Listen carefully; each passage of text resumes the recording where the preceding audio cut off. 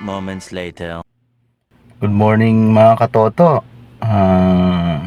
Ang isi-share ko pala sa inyo ngayon tip para hindi madaling masira yung ating mga sasakyan, yung mga wiring sa pagsimpleng pag-on ng ating mga susian ng mga sasakyan, mga loads, mga katoto.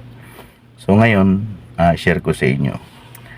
Ayan guys, mga katoto, ipinasok ko na yung susi ko. I-on ko ngayon mga katoto. Yun. Kung makikita nyo mga katoto, umilaw lahat siya. Hanggang sa dalawa na lang yung maiwan sa kanya. Yun, yung kanyang park, tsaka yung kanyang engine. Bago natin paandarin mga katoto, hintayin natin mawala yan, yung ilaw na yan mga katoto. Para hindi madaling masira yung ating mga wiring, mga kuryente, yung mga kung ano-ano pa sa ating mga sasakyan mga katoto. So yan mga katoto, start ko na siya.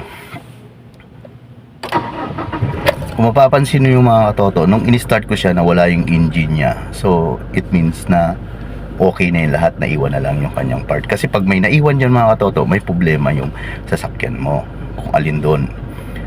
Saka nga pala mga katoto, once na start na natin yung mga sasakyan, huwag nyo kaagad-agad na i-revolution or apakan yung accelerator nya.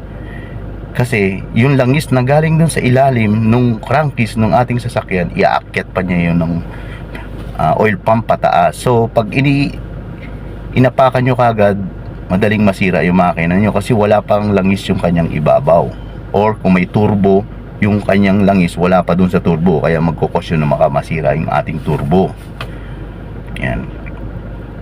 Ngayon, hintayin mga katoto kahit mga ilang minuto or sabihin na natin na 5 minutes para makaakyat ng langis bago nyo i-accelerator, bago kayo umarangkada, para nakaakyat na siya lahat ang mga langis na meron na sa ibabaw mga katoto. Yan lang mga katoto, mga simpleng tip lang para tumagal ang ating mga sasakyan. Hanggang sa muli mga katoto, maraming salamat. Tsaka kung nagustuhan nyo pala mga katoto, pakipollow na lang po ako, tsaka pakishare na lang po. Salamat, God bless.